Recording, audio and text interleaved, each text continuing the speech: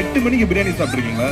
காலையில 8 மணிக்கு பிரியாணி, அதாவது தம் திறந்த உடனே சார் கூட்டிட்டு போய் வாங்கி கொடுத்தாரு. நன்றி சார். நல்லா சாப்பிட்டு சந்தோஷமா நாங்க சந்தோஷமா வேலை செஞ்சு தானே மக்கள் சந்தோஷமா படம் பார்க்க முடியும். காலையில